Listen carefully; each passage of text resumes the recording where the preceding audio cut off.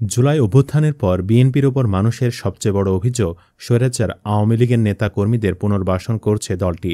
BNP নেতাদের কথাতেও সেটাই উঠে এসেছে। তবে দেরিতে হলেও হাসিনার সহযোগীদের নিয়ে বিএনপির দলীয় অবস্থান স্পষ্ট করেছেন দলটির ভারপ্রাপ্ত চেয়ারম্যান তারেক রহমান। হুমকির সুরে জানিয়ে দিয়েছেন, কাউকে তিনি ক্ষমা করবেন না। হাসিনা দোসরদের প্রসঙ্গে তারেক রহমান বলেছেন, দল হিসেবে আওয়ামী লীগ যদি অন্যায় করে থাকে তবে দেশের আইন অনুযায়ী তার বিচার হবে, দেশের আইন সিদ্ধান্ত নেবে।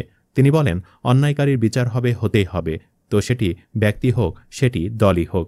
জুলাই গণঅভ্যুত্থানে ক্ষমতাচ্যুত আওয়ামী লীগের ব্যাপারে বিএনপির অবস্থানটা কি, এমন প্রশ্নের জবাবে তারেক রহমান বলেন, আমি 17 বছর যাবৎ প্রবাস জীবনে আছি।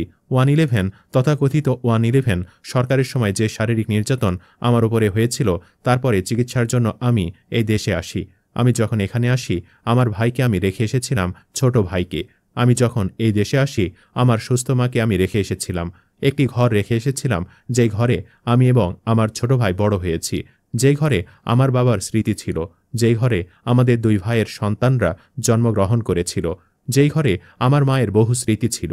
সেই স্মৃতিগুলোকে ভেঙে চুরে ধুলায় মিশিয়ে দেওয়া হয়েছে। যে ভাইকে আমি রেখে এসেছিলাম, সেই ভাই এখন আর নেই। যেই সুস্থ মাকে রেখে এসেছিলাম, সেই সুস্থ মা এখন সুস্থ নেই। শুধু অসুস্থই নন, ওনার ওপরে মানসিক এবং শারীরিক নির্যাতনও করা হয়েছে। তারেক রহমান বলেন, আমি আমার পরিবারের যে কাহিনী আপনাদের সামনে তুলে ধরলাম, এটিকে আপনারা কাহিনী বা সংগ্রাম যেটাই বলুন না কেন, এটি শুধু আমার কাহিনী না বা আমার পরিবারের কাহিনী না।